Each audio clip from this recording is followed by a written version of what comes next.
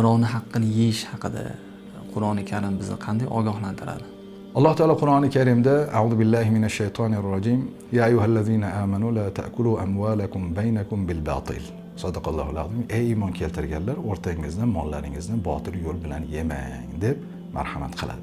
Mufassirlarimiz botil yo'l nima desa, poraxo'rlik ham botil, riboxo'rlik ham botil, tajovuz qilib birovni molini g'asb qilib tortib olish ham botil, aldab bilmayatibdi-ku deb turib, deylik masalan bir tijoratchi keladi, xususan bu bozorlarda bo'ladi, dehqonlar sodda bo'ladi, bulardan aldab o'sha molini arzimas pulga sotib olish, bularning hammasi insonlar o'rtasidagi molni botil yo'l bilan yeyishlik deyiladi.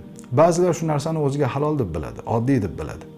Avvalambor bu narsani iymoni bor inson aytmaydi, aqli bor inson aytmaydi. Qachon bu yo'lda halol deydi? Qachonki johil bo'lsa yoki oxiratdan umidi bo'lmagan inson buni o'ziga shuni halol deb biladi. Agar bu fikrni, ya'ni shu aldov yo'li bilan dunyo topishni halol deb qasddan aytsa, dindan chiqadi, Alloh asrasin. Shu uchun bu borada hazr qilish yo'q. Ba'zida asli halol bo'lgan narsalar ham harom bo'lishi mumkin yoki buni aksi bo'lishi mumkin-da. Shuni misol tariqasida aytib ketish mumkin. Tasavvur qiling. Bizga go'shti yeyilishligi harom bo'lgan hayvonlarni bismillah deb so'ysak halol bo'ladimi?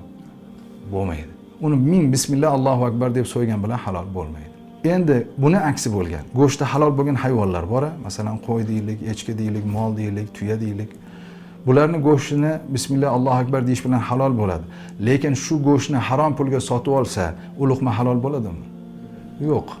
Demak, inson buni o'zicha halol degani bilan Allohning huzurida uni hech qanday qiymati bo'lmaydi.